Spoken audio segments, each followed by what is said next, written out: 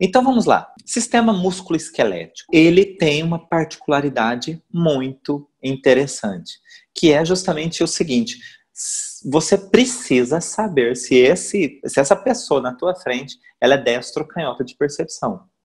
Por quê? Porque é o único tecido em que vai ter uma relevância esse tipo de informação. Por que uma relevância? Porque os outros tecidos eu posso colher essa informação, porém não é nada de essencial. Seria complementar. Então, por exemplo, se eu tenho um paciente que tem uma faringite, e aí o tecido envolvido é o endoderma. Se eu não sei se esse paciente é destro ou canhoto, não vai mudar muito minha verbalização, não vai mudar muito minha anamnese. Na verdade, se eu sei se ele é destro ou canhoto, pode me dar informações adicionais. É uma curiosidade que você, como terapeuta, pode tentar investigar para enriquecer o seu entendimento, mas não é essencial. Agora, para o sistema músculo-esquelético, que significa que ele parte do mesoderma novo, aí sim é essencial, é fundamental que nós saibamos se a pessoa na nossa frente é destra ou canhota de percepção. Só para lembrar, destros dos dois sexos, todo o meu lado direito é relacionado à minha vida social ou companheiro. E todo o meu lado esquerdo está relacionado ao meu ninho arcaico. Quem é ninho arcaico? Minha mãe e meus filhos, ok? Então, e o canhoto? Canhoto inverte. Então, o canhoto inverte e só. Agora, como é que eu sei que uma pessoa é destra ou canhota? Isso precisa ficar muito, muito claro. Uma pessoa pode ter todas as características de ser destro ou canhota e não ser. Ou ser. O que tem são especulações da mente. Isso é que existe. Então nós vemos, por exemplo, uma mulher que é gerente de loja, que ela é gerente de uma multinacional, uma mulher que é piloto, uma mulher que é a provedora do lar, ela é canhota. Ela é canhota e pronto. Não, isso é uma especulação da mente do terapeuta. Por quê? Nós podemos dizer que ela se comporta o equivalente a uma canhota. Agora, o que ela é, eu ainda não sei. Por quê? Porque vocês sabem quando que é determinado se uma pessoa é destro ou canhota? A polaridade cerebral, ela se define na segunda divisão mitótica. Ok? Então, uma pessoa já é destro ou canhota na segunda divisão mitótica, ou seja, o casal ainda está tomando um vinho pós-namoro e já tem um ser ali definindo se é destro ou canhoto, né? Nisso eu estou contando que o espermatozoide já viajou ali, já caminhou e, enfim, já fecundou um óvulo, tá? Que é rápido demais. Bom, o que acontece então? Numa segunda divisão mitótica, eu já tenho uma determinação se a pessoa é destra ou canhota de percepção.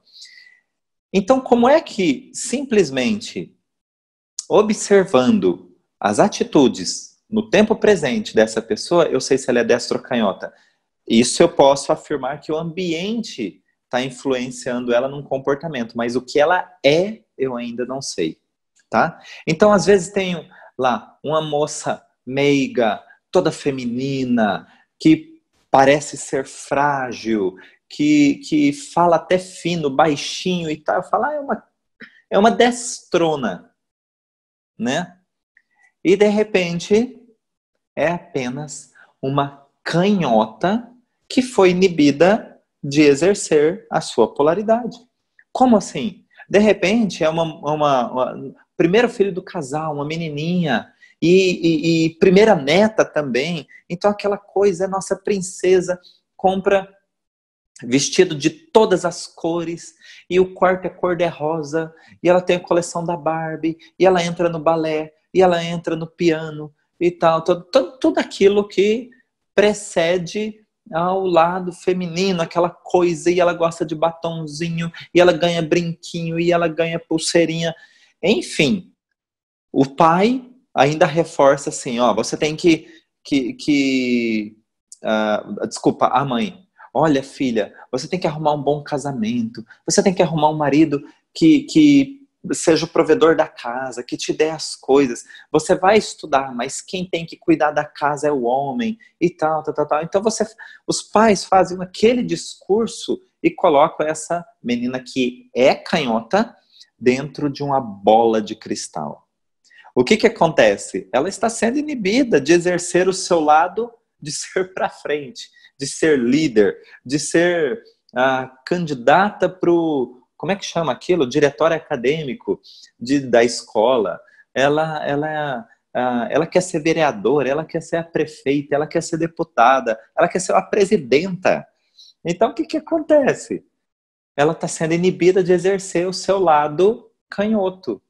E aí, quando ela chega no teu consultório, ela tá lá, toda frágil, toda feminina, toda até tímida, e você fala, eu estou diante de uma destra. E você deixa de fazer o teste do aplauso espontâneo. Então, o que nós dizemos? O ambiente molda você, mas nenhum ambiente molda a sua percepção. Por quê?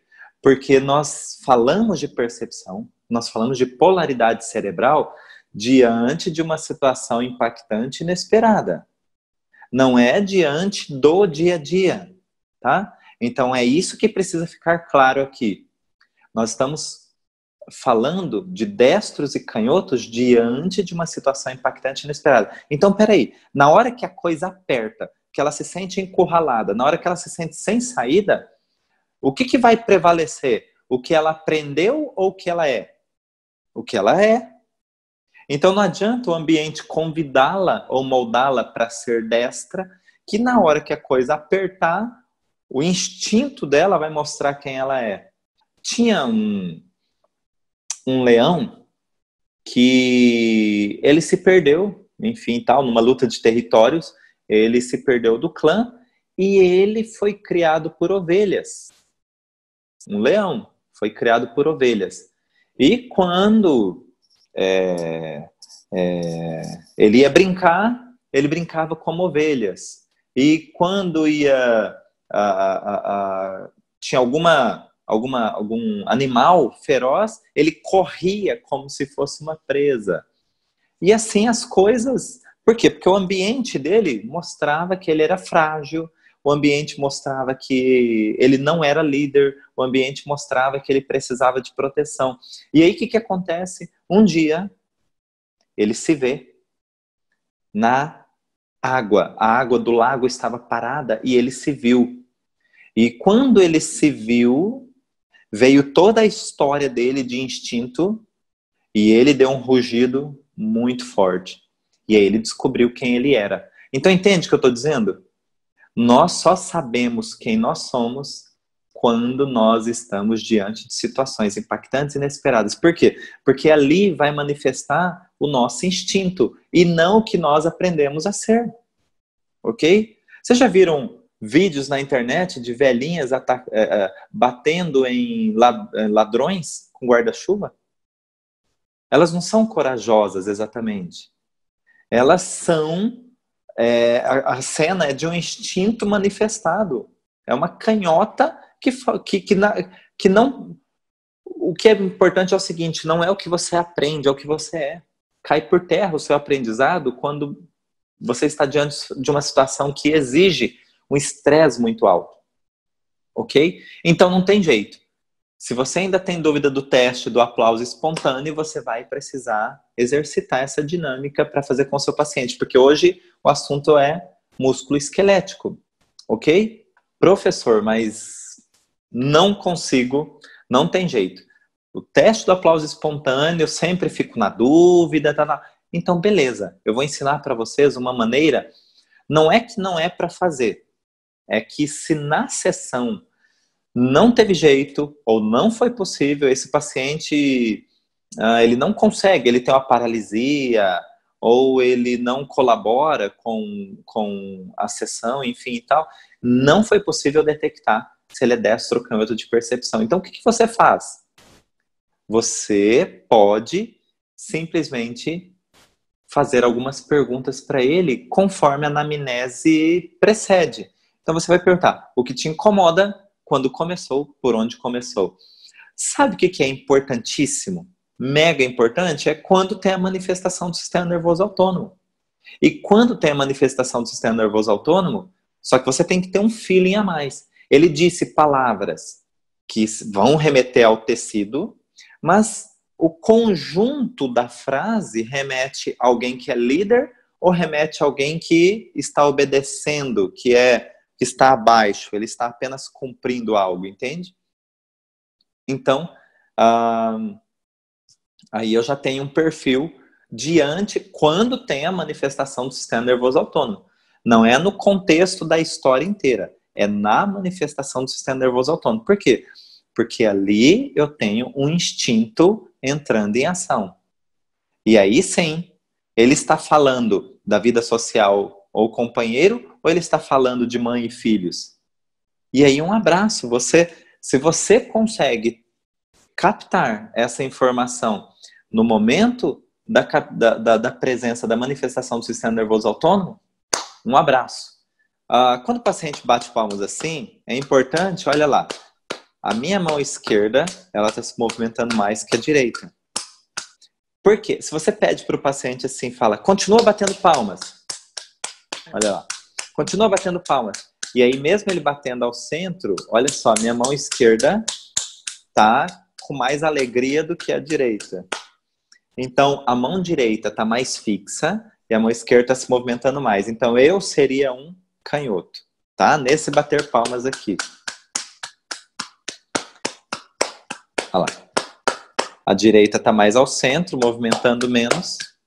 Ok? Então, dá para, quando faz o teste do aplauso espontâneo, e esse tipo de palma também dá para detectar com um pouquinho mais de sutileza para detectar, mas é possível.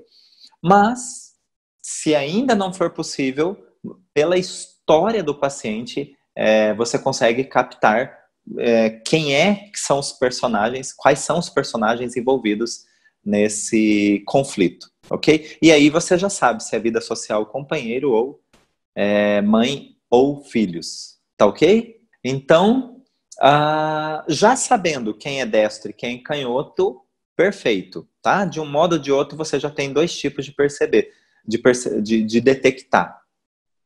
A questão é o seguinte, então eu tenho um cenário de impotência ou desvalorização por trás de todos os conflitos relacionados ao mesoderma novo ou que se referem ao sistema músculo-esquelético. E quando nós falamos sistema músculo-esquelético, nós estamos falando dos ossos, nós estamos falando dos músculos, nós estamos falando dos tendões, nós estamos falando dos ligamentos, nós estamos falando das cápsulas, enfim. Nós temos um conjunto articular que tem como tecido embrionário de base o mesoderma novo. Então, olha só, lesão espontânea de tendão, tendinite, capsulite, rompimento de ligamento, tá? Você foi descer uma escada e rompeu o ligamento. O nosso corpo, ele é fantástico. Tanto que, por exemplo, não é tão fácil torcer um tornozelo, né? Isso porque se você pisar num terreno irregular, ou você está num terreno regular e pisou de forma inadequada, o que acontece? O teu pé está virando, mas os receptores sensoriais localizados nessa região do tornozelo informam ao seu cérebro que está tendo um estresse ali. E aí, o que o seu corpo faz? Antes da sua consciência, ele manda uma informação motora de contração para o seu pé corrigir. E quando isso não é possível, o que ele faz? Ele desarma. É quando você tem a queda. Agora, olha só. Se o nosso corpo tem uma reação de adaptação, de ação antes da consciência, porque você tem aquela pisada em falso e fala, poxa, quase caí. Né? Então, quando você toma consciência, o seu corpo já tomou providência. E aí, É isso que é interessante. Como é que acontece o rompimento de um ligamento?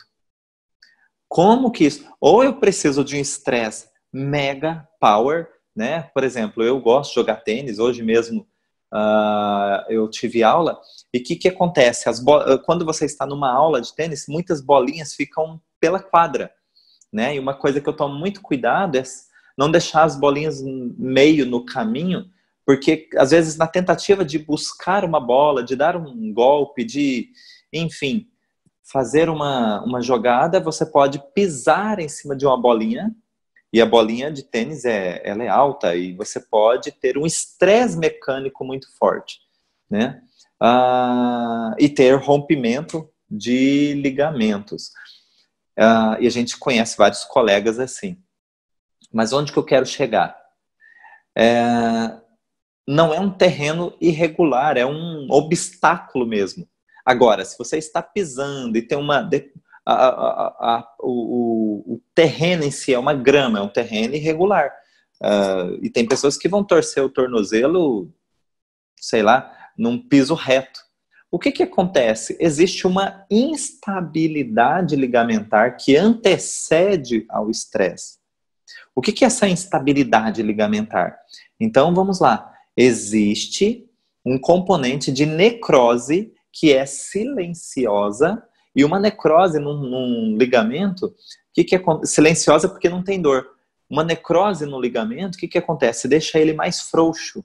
É como um elástico que vai sendo corroído, ele vai se tornando mais frouxo. Então é lógico que qualquer terreno irregular, uma pisadinha em falso, o seu organismo o que faz? Ele não gera aquele componente de estresse que vai dar uma informação no seu cérebro tão rápido. Como ele está frouxo, ele vai considerar que o estresse é lá em um ângulo muito maior. E o que acontece? Quando essa informação chega ao cérebro, não dá para ele devolver como correção. E aí é onde você tem um entorse, é onde você tem uma queda. Agora, como que acontece de forma silenciosa? É porque para o mesoderma novo, tudo isso acontece, as necroses acontecem na fase ativa. E na fase ativa não tem sintoma. Ok? Então, olha só, vamos lembrar dos atletas de elite?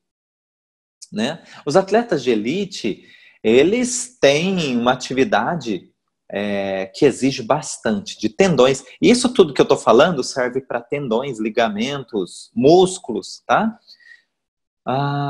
Então eles têm uma exigência do sistema musculoesquelético muito alta, só que eles também têm um suporte que permita essa exigência. Então tem um trabalho nutricional, tem um trabalho de preparação física, tem fisioterapeuta, tem médico, tem toda uma assistência que dá condições dele ter progressivamente uma performance ou uma potência muito maior desse sistema, onde ele possa exigir cada dia mais. Então, eu tenho um músculo que vai aguentar uma contração muito forte. Eu tenho um ligamento que vai aguentar um estresse muito forte. Imagina os ligamentos de uma ginasta, né? Imagina os tendões de uma ginasta. O quanto eles são mega reforçados. Agora, tá lá na Olimpíada e o tendão ou o ligamento, ele se rompe espontaneamente. É porque é muito estresse na articulação. Tá bom, se fosse eu lá dando um duplo carpado, tentando aterrissar, o meu ligamento estourava. Mas é uma pessoa que desde os 8 anos de idade tem uma nutricionista, tem um médico, tem um fisioterapeuta, tem o preparador, o educador físico, tem o massagista, tem uma equipe só para cuidar dela, para que esse sistema tenha suporte suficiente. E aí, por que o tendão dela estourou e da concorrente não? Então, nós vamos estudar todo o histórico. E numa dessa, a Olimpíada, imagina, ocorre de 4 em 4 anos. Para um jogador de vôlei, às vezes ele participa até de 5 Olimpíadas. Para uma ginasta, às vezes uma. No máximo 2, porque elas já estão velhas. É irônico isso, né? Já estão velhas para participar de uma segunda, no máximo duas. Uma terceira Olimpíada, uma anciã, né? Então, o que acontece? Às vezes ela está lá e ela fala assim, é minha última Olimpíada e eu vou trazer o ouro, porque é minha última oportunidade na vida. E como eu disse para vocês, um jogador de vôlei não deu certo nessa Olimpíada, na próxima nós vamos trazer o ouro. Não deu certo? Na próxima nós vamos trazer o ouro, com certeza. Não deu certo? Na próxima... Ele pode participar de 5 Olimpíadas. Ok? Agora, o que eu quero levar para vocês de informação nesse exemplo? O componente de estresse não da articulação, não do sistema musculoesquelético. O componente de estresse no sentido de impotência ou desvalorização. Imagine só um treinador que diz, você não vai dar conta. Ela é melhor que você. Coisas desse tipo. Ou, não acredito que você está aqui. Ou, coisas, frases, expressões, desaprovações, né? Imagina você olhar para a sua treinadora e ela baixar a cabeça e balançar. É um gesto de desaprovação. E aí pronto. Não é só a possibilidade de você errar. A possibilidade ali é de você ter lesões a partir dali. Ok? Então, de repente, você vem com dificuldade de conseguir um índice para participar da Olimpíada. E às vezes você entrou lá no último minuto por 1 centímetro, né? Quem salta a distância, quem salta a altura. Às vezes entrou no último dia, na última possibilidade, por 1 centímetro entrou. E aí fica assim, poxa, eu entrei, mas eu não estou na meu melhor performance, eu não vou conseguir. E fica acompanhando os concorrentes, os adversários, na verdade, e vê que eles têm índices impressionantes. Então, o que acontece? O componente de impotência e desvalorização fica martelando ali, olha, todos os dias. O que acontece? Dependendo da conotação, é contrariedade, é o quadril. É submissão, é o joelho. É não saber que rumo tomar, tornozelo. Problemas com a mãe, lá no pé. Tá carregando o time nas costas, é ombro. Ok? E assim por diante. Mas sempre o componente de impotência e desvalorização. E aí o que acontece? Rompimento. Você passa 6 meses, 1 ano, 4 anos em fase ativa.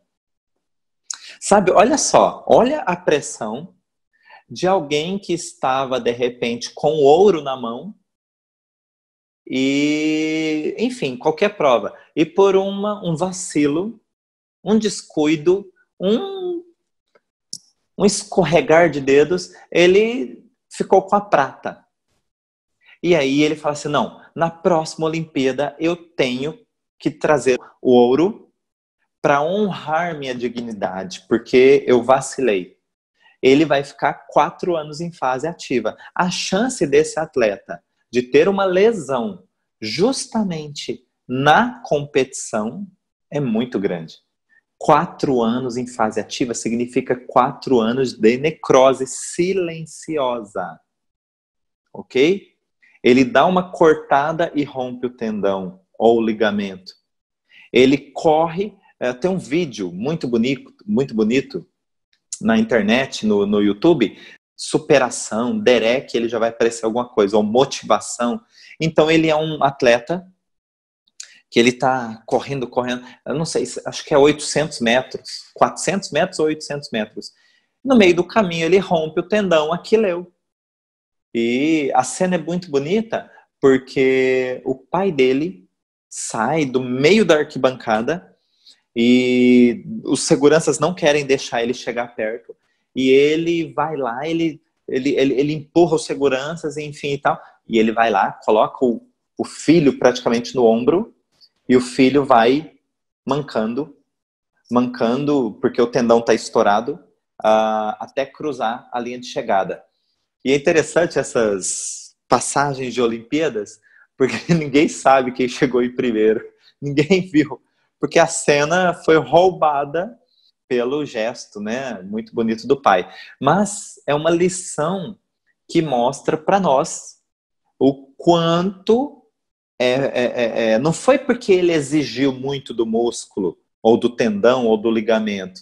É porque ele certamente passou por um longo período de fase ativa. E aí, quando você tem uma prova dessa, você dá 110%, né? Nem 100%. E esses 10%, por si só, não vão fazer um tendão se romper, não, por si só não vão fazer um ligamento se romper. Mas um ligamento ou um tendão que está sofrendo necrose, aí ele não suporta. Tá? Nosso tendão, nossos ligamentos são cabos de aço.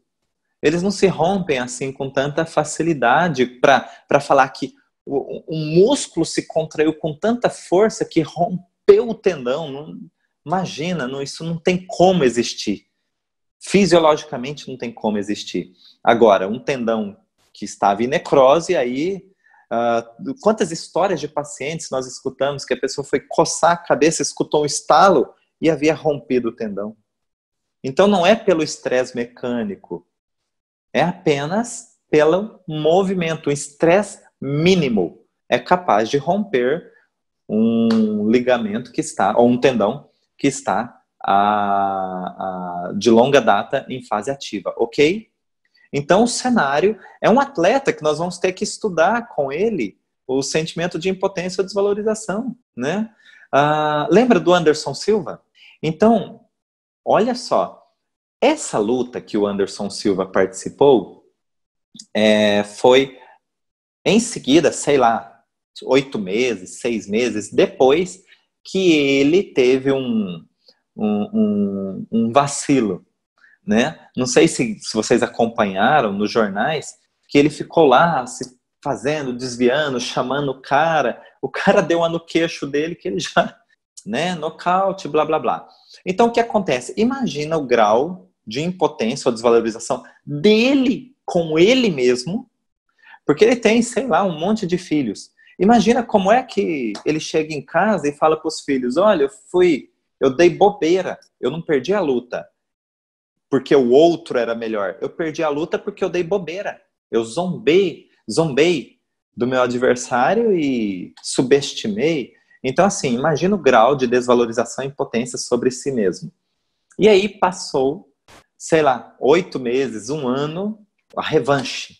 Por isso que era uma luta que estava sendo anunciada aos 4 ventos. A revanche. Ele ficou, logicamente, todos esses meses em fase ativa.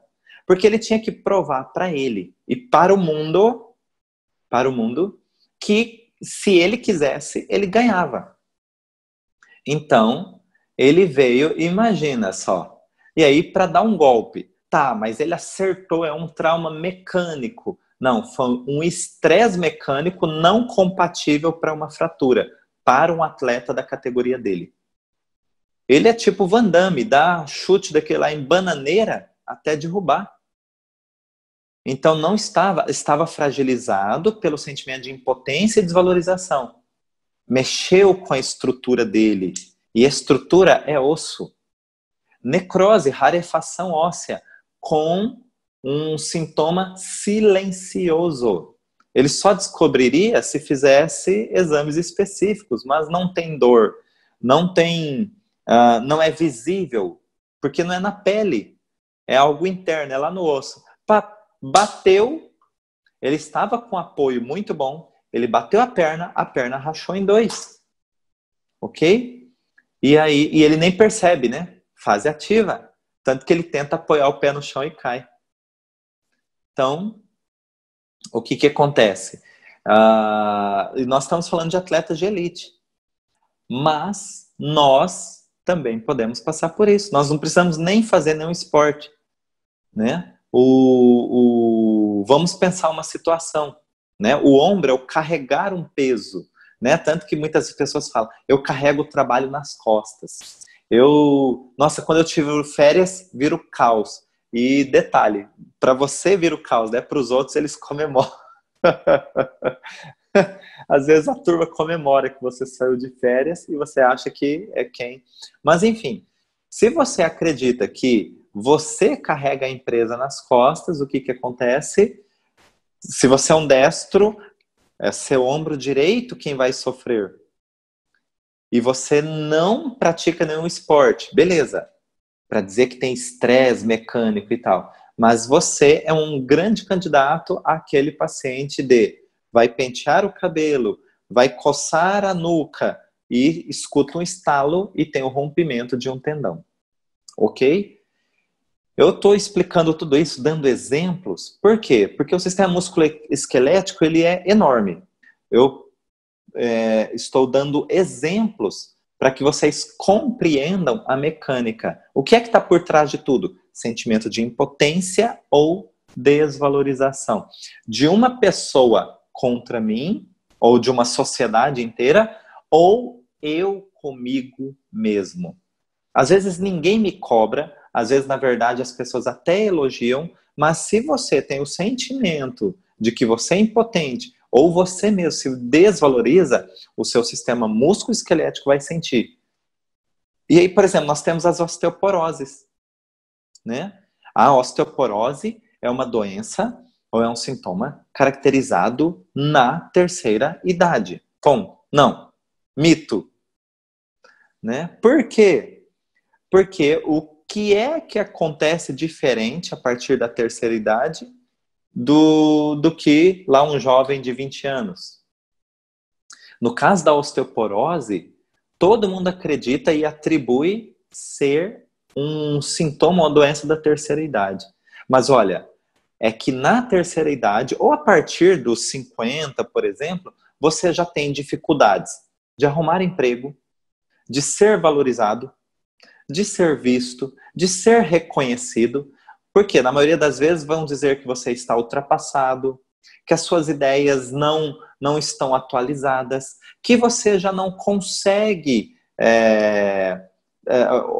contribuir tanto para uma empresa, que é preciso de pessoas com mais energia, mais jovens, com mais ideias. Enfim, são todos contextos que colocam você dentro de um cenário de impotência e desvalorização. E aí se você, diante disso tudo, você fala, poxa, aí a pessoa espalha, né? Você acredita que eu fui fazer uma entrevista de emprego e falaram que eu era velho demais? E você acredita que com toda a minha experiência disseram que eu sou desatualizado?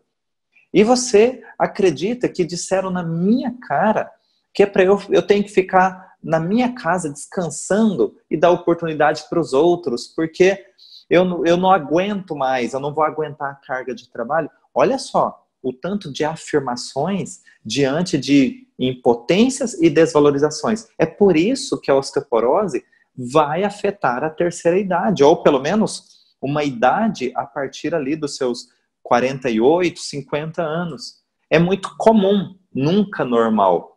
Tá? Eu posso ter uma pessoa com osteoporose com baixa idade? Sim, eu posso ter uma pessoa com osteoporose com 30 anos. Basta ela ter um contexto de não se sentir estruturada para aguentar frustrações, onde ela se sente impotente ou desvalorizada. E aí vai afetar a estrutura do corpo. O que é a estrutura do corpo? Os ossos. São eles que nos dão condições de suportar, de serem o nossa base de sustentação principal. Sem os ossos, nós somos o quê? Lesmas.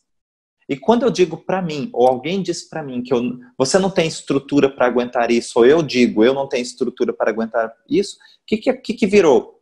Um monte de tecidos moles. Eu me transformo numa lesma, que vai justamente ao encontro do pejorativo que estão dizendo para você, que você não pode, que você não consegue acompanhar o que um jovem consegue. Por isso que a osteoporose, ela vai acometer pessoas de um pouco mais de idade. Não é porque o tecido está envelhecido, tá? Tem pessoas aí que de 70 anos, de 80 anos, que não tem o mínimo traço de osteoporose.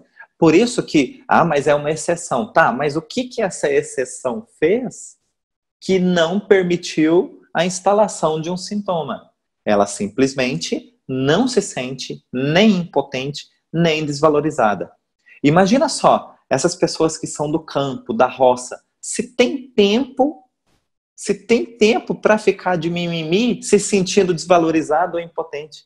Eles acordam bem cedo, antes que o sol nasça, porque tem que tirar leite. Porque são eles que são os produtores. Eles vão dormir, vão trabalhar o dia todo, pegam peso, pegam um bezerro, derruba no chão, derruba vaca no chão com o braço.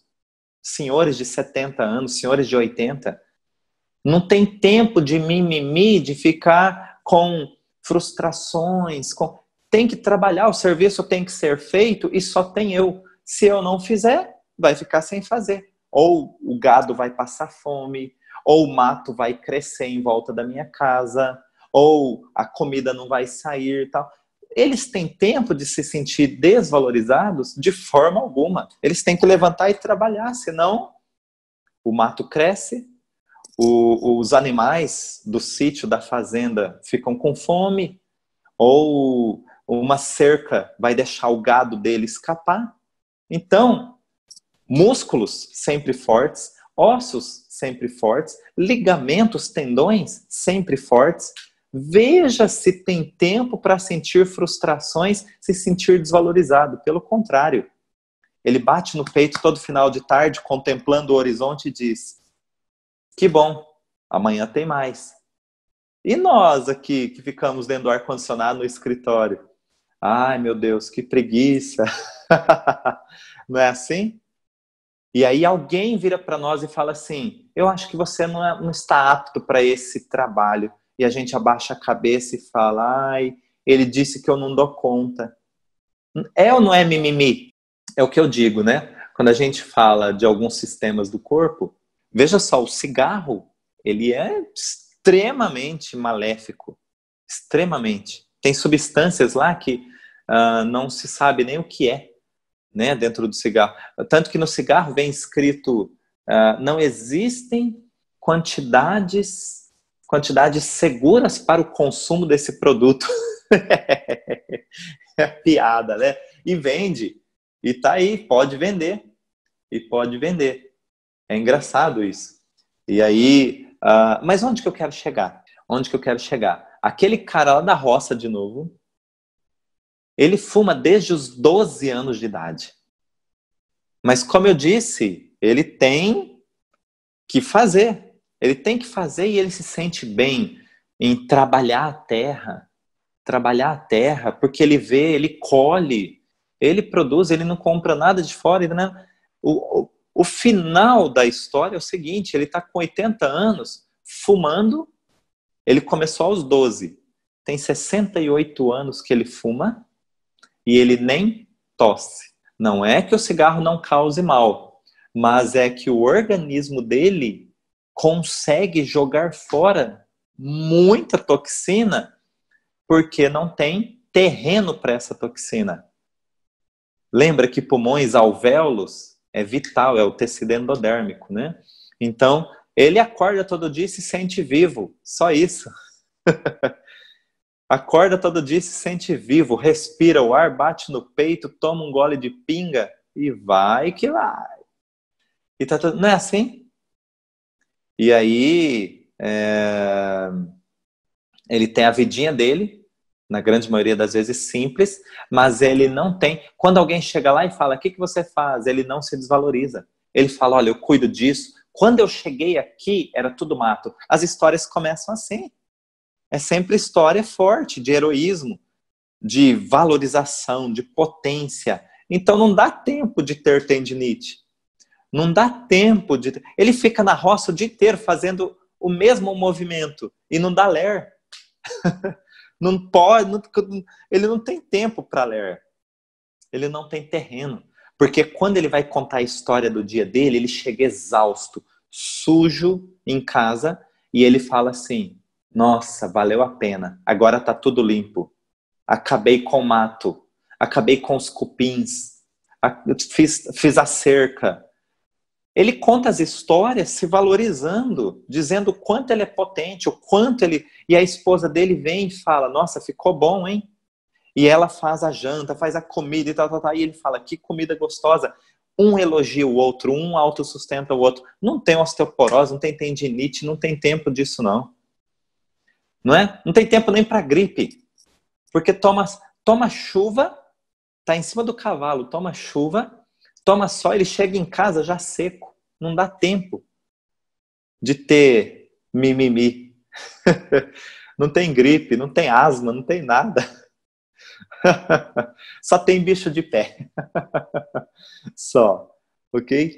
Então, tá claro para vocês o quanto esse cenário de impotência e desvalorização influencia demais na nossa vida e basta. Como é que nós fazemos, nós, bioalinhadores, para não termos dores articulares, tendinites e tal, vindos de conflitos biológicos?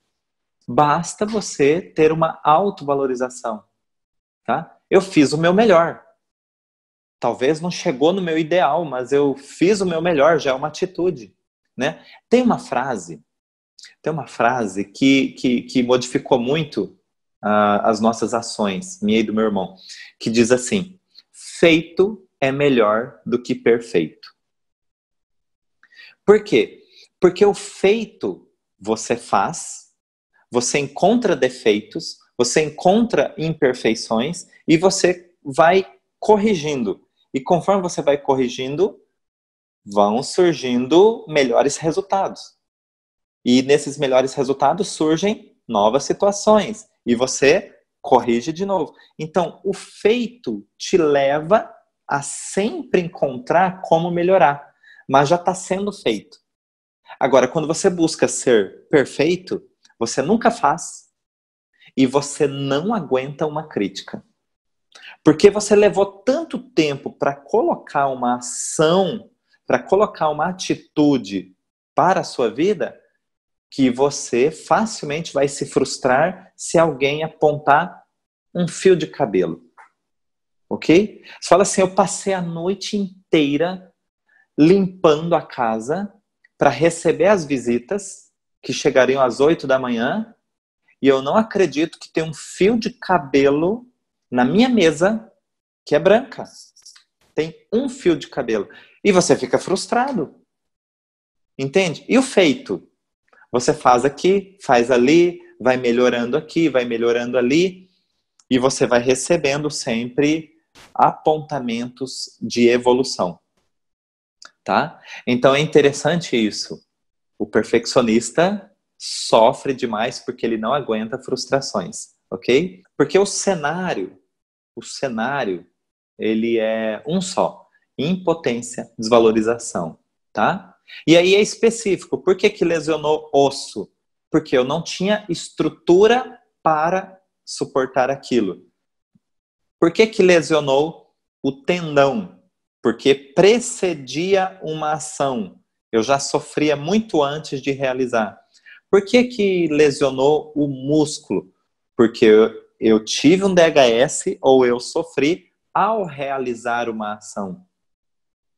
Por que lesionou o ligamento? Porque eu não consegui manter duas partes unidas, tá? Duas situações ao mesmo tempo, ok? E aí, cada parte do corpo tem seu significado específico. E aí, como eu falei para vocês, não precisa decorar, pelo amor de Deus. Vocês vão ficar malucos. Vocês têm que entender o sentido biológico. Então, ombro, lembra da mulher que carrega a bolsa aqui no ombro. Então, é o peso de alguma coisa, não é? E assim por diante. Cabeça, né? Desculpa, cabeça não. O pescoço, submissão. Então, a gente abaixa a cabeça para alguma situação. E assim por diante. Então, tentem visualizar a palavra com a imagem. Aí fica muito fácil de você ter uma associação. E aí você aprende tranquilamente. Os desvios posturais, né? É muito interessante que os desvios posturais, eles vão respeitar um vetor. Então, por exemplo, nós temos tanto aumento das curvaturas da nossa coluna vertebral, como nós podemos ter retificações. Então, vamos pegar a lordose cervical, né, que é uma curvatura anterior. Então, nós temos uma lordose na cervical Só que nós podemos ter, dentro de uma disfunção, um aumento dessa lordose ou uma retificação dessa lordose, tá? Qualquer um dos dois está remetendo a um clima de desvalorização, impotência, e o vetor é que vai nos dar um comportamento desse segmento. Então, o que é o vetor? Imagine sempre uma espada que vem ao seu encontro. Então, uma espada, a curvatura da nossa cervical, ela está assim, né? Vamos virar de lado aqui, ela está assim. Então, um vetor antero-posterior, uma espada que está chegando aqui, como que eu tentaria me proteger? Eu vou chegando para trás. Então, para que essa espada não encoste em mim, sem eu sair do lugar, eu vou mudando o comportamento aqui. Já se esse vetor ele vem póstero anterior, ou seja, de trás para frente, então olha só. Deixa eu pegar a caneta aqui que vai ficar mais fácil. Então, isso, eu tive aqui uma retificação. E aqui eu tenho um aumento. Porque eu vou tentando aumentar mais ainda a curvatura para fugir desse ataque. Esse ataque aqui que é? Algo ou alguém que me desvaloriza e veio daquela direção. Ok? E aí, e dos lados? As escolioses. Né? As escolioses. Então, eu tenho a coluna aqui. E aí, se eu venho da direita para a esquerda, o único modo de não ser espetado por uma espada aqui no caso é eu tendo uma escoliose em C. E se vem um segundo vetor, uma segunda situação de impotência ou desvalorização desse lado, eu vou tendo, só que aqui já está adaptado. Então eu tenho outro aqui e eu vou tendo outra curvatura. Eu tenho uma escoliose agora em S. Ok? E se eu tiver um terceiro, aí vira C cedilha já. Essa escoliose. Ok? Então, o que é importante é nós verificarmos o vetor que fez aumentar a curvatura ou que diminuiu a curvatura. Tá? Porque assim eu já sei de que lado veio.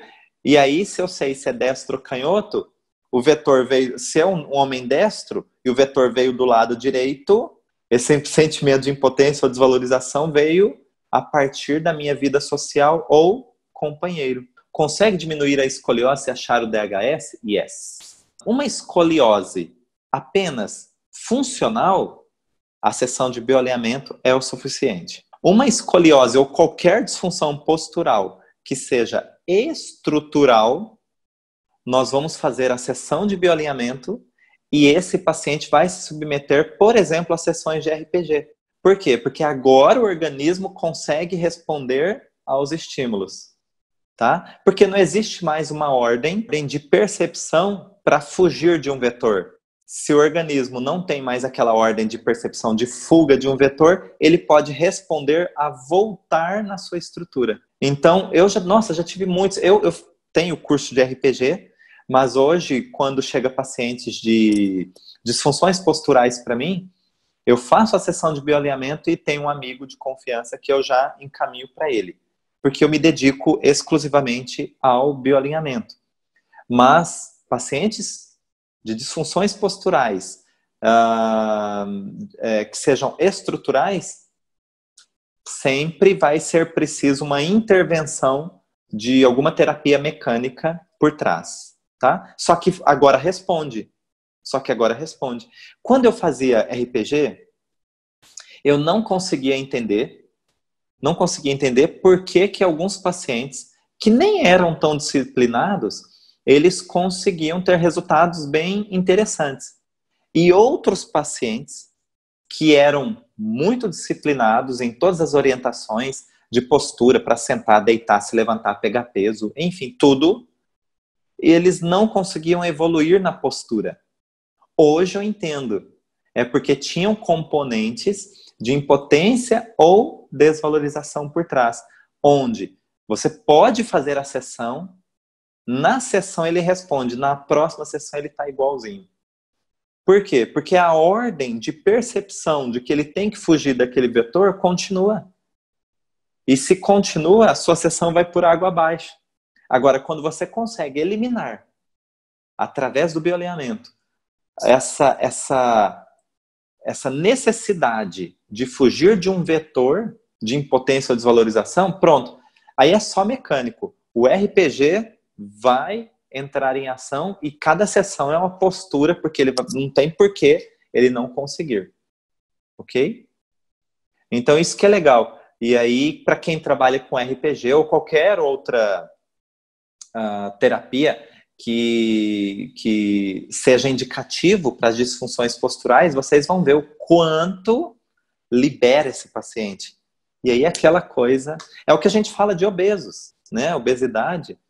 Você tenta entrar em regimes e não consegue ter resultados. Não vai ter resultados se tem uma ordem de percepção que você tem que, por algum motivo, estocar energia.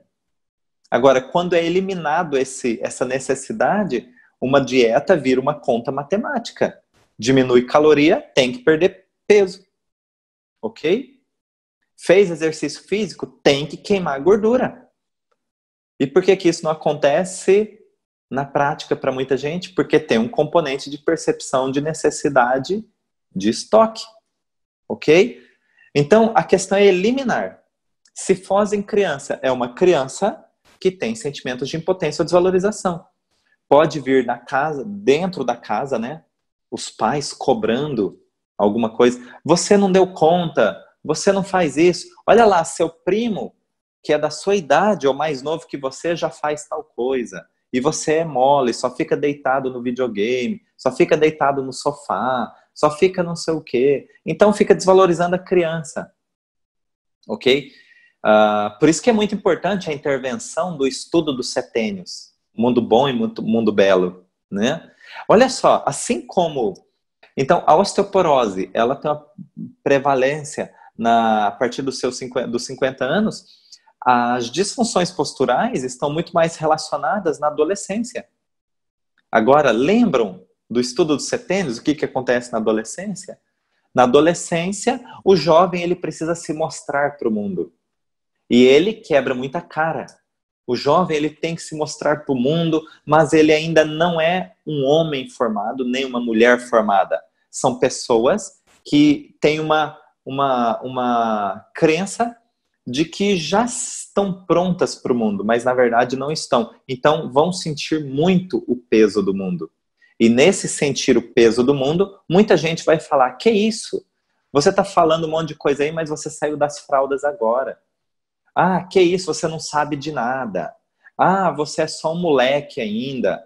Ah, você acha que só porque fez 16 anos já é adulto. Você não é nada. Então, olha o quanto de sentimentos de impotência e desvalorização. Fora o que vem dos colegas, né? Ah, você é isso, você é aquilo, bullying. Disfunções posturais, assim, imensas na adolescência. Que é a autoafirmação. A autoafirmação, e quando eu não consigo me autoafirmar, o que acontece? Disfunção postural. Você já viram aqueles moleques metidinhos? Eles têm escoliose? Eles têm cifose mental? Não. Peito aberto, coluna ereta. Posição de quem é potente, quem é valorizado. Sempre cabeça empinadinha, peito aberto, coluna ereta. E os outros? Você não é nada, vem aqui, vem me bater, você não é homem. Enfrenta todo mundo, pela postura ele se impõe. Pela postura ele se impõe. Por isso que ele não tem disfunções posturais. E aquele que se vê menos do que ele? Ah, eu sou pobre, eu sou negro, eu sou isso, eu sou aquilo, eu não posso... um monte de coisa. Aquele que se enxerga menor do que ele, começa a baixar a cabeça. Não precisa nem ser a ação de abaixar. É sentir-se de cabeça baixa é o suficiente para ter uma disfunção postural. Ok? Sem falar que os professores, né? Você é burro. Vocês não vão conseguir entrar na faculdade. Vocês acham que vocês vão entrar na federal? Fica com essa ilusão, vocês não são nada, vocês não conseguem, vocês não estudam. Puf! Disfunção postural em todos os alunos, numa sala inteira. E o professor que elogia? E o professor que incentiva? Ele pode dizer, ele pode criticar, mas se ele incentivar, tá tudo certo. Olha, você não tirou uma nota adequada, né? Mas eu sei que você pode mais. Eu sei que você dá conta. O seu potencial eu enxergo. Eu consigo enxergar isso em você. Talvez você esteja passando por problemas, mas eu sei que você dá conta. Tá vendo a diferença? O incentivo, o elogio, a valorização. Aí essas crianças não vão ter problemas posturais. Malformações congênitas, aí nós vamos ter que investigar a gestação, tá? Principalmente as primeiras semanas de gestação. Mesmo clima, só que é lógico, é quem que sofreu impotência ou desvalorização? A mãe. Nossa, e aí não é assim, não sei se vou dar conta de ter esse filho, não sei se não sei o quê, né? Porque senão ela poderia até ter um aborto, tá? Não é esse tipo de impotência ou desvalorização, é impotência e desvalorização no sentido de, por exemplo, eu não deveria ter feito isso, eu não sou capaz, eu vou ter esse filho, mas eu não sou capaz, eu vou precisar de muita ajuda. Eu vou precisar da ajuda das minhas irmãs. Eu vou precisar da ajuda da minha mãe, porque sozinha eu não dou conta. Então, entendem o quanto vem o sentimento de impotência. Nossa, eu estou totalmente submissa a uma situação. Por quê? Eu fiquei grávida, agora eu tenho que sair da faculdade.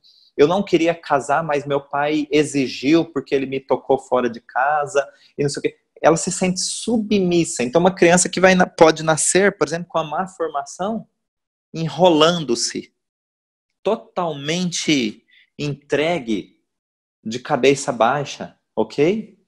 Então, malformações são, infelizmente, mães não são as culpadas, mas são as que sofreram o DHS, tá? E aí, se a criança não consegue contar a história, ou não se lembra, ou não tem idade para isso, aí nós podemos fazer palpações para investigar data e evento. Ok? Quando que acontece um aborto dito espontâneo? Né? A natureza, ela não nos castiga, a natureza não comete erros, a natureza, ela tem estratégias, tá? Então, é só para a gente entender o início dessa resposta, que tem uma vantagem por trás, um sentido biológico. Então imagine só, assim, existem várias possibilidades, tá? Mas eu vou dar o exemplo de uma possibilidade.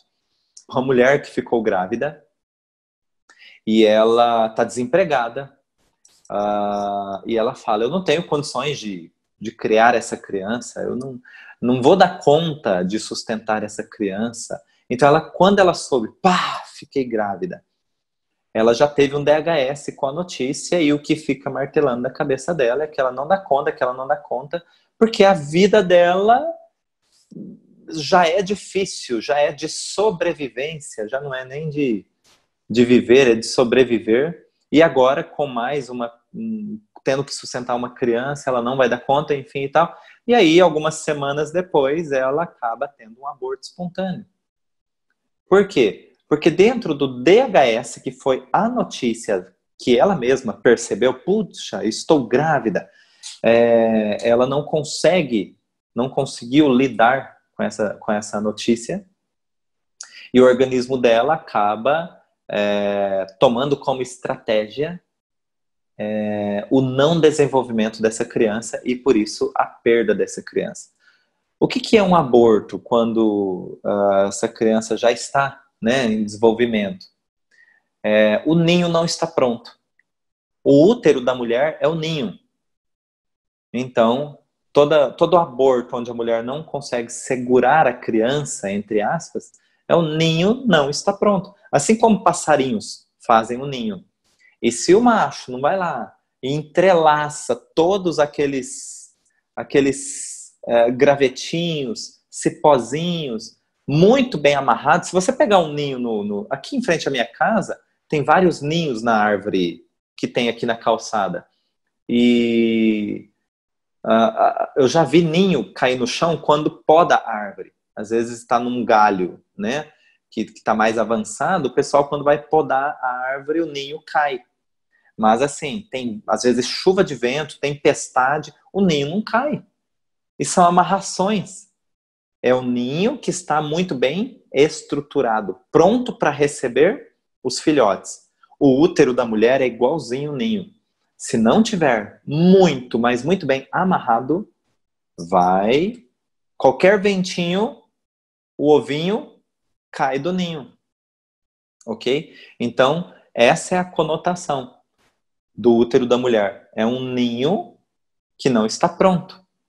Agora, nós temos, por exemplo, pode ser o relacionamento, pode ser a vida financeira, pode ser o espaço físico, pode ser a condição, pode ser a família, pode ser muitas coisas. Como é que nós vamos descobrir? Vamos escutar o nosso paciente. E naquela época, o que aconteceu? Eu estava na melhor fase da minha vida, quase passando no concurso que eu queria. Eu estou 5 anos tentando e de repente, tô grávida. Não podia. Entendem? Ou, por exemplo, eu saí com fulano no carnaval e queria apenas ficar com essa pessoa, porque é uma pessoa que eu admiro assim, acho bonita, acho isso, acho aquilo e blá blá blá, como para balada. Uma pessoa para balada. Nunca vi essa pessoa para ser o pai dos meus filhos. Porque é uma pessoa que vive para balada. E eu vejo nele um ótimo companheiro de balada, eu não vejo nele um ótimo pai. Não vejo nele nem um bom pai e nem um pai mais ou menos. Eu não vejo ele como pai. E aí tem um ninho que não está pronto. Então, assim, deve ter aí pelo menos uns 20 exemplos muito fáceis de um ninho que não está pronto, tá? Mas eu vou escutar o meu paciente e ele vai me dizer de bandeja o que faltou no ninho e por que teve o aborto, ok? Então, são condições, né? E depois a natureza pode te presentear com uma estratégia para garantir o próximo gestação, que é vir uma gestação gemelar, né? Que foi o caso do cidadão que vocês veem agora. Ok? Concepções gemelares, sempre depois de um aborto. E sempre vem um destro e outro canhoto para garantir que que pelo menos um dos dois sobreviva. Mas eu já vi tanta gente falar assim, ai meu Deus, eu não podia ter ficado grávida, porque eu tô passando por isso ou por aquilo, e não perdeu? Como então? Porque ela assustou, ela ficou apavorada. Por que não perdeu? Porque quando a pessoa descobre que está grávida, geralmente está com quanto tempo? 6 semanas, 8 semanas, não é isso? Quando que acontece quando que acontece a segunda divisão mitótica, que aí nós já sabemos que o indivíduo é destro ou canhoto nas primeiras horas de vida, de concepção. Então, onde que eu quero chegar? Dependendo se esse embrião é destro ou canhoto, ele sobrevive a um DHS ou ele não dá conta de sobreviver. Ok? Vamos pensar assim. Um embrião masculino, destro, ele é mais líder, ele é mais para a luta, para o enfrentamento. Então, ele é mais de sobreviver. Agora, se é um embrião é um embrião feminino, vamos dizer assim, tá? Não está determinado o sexo, mas já tem uma informação.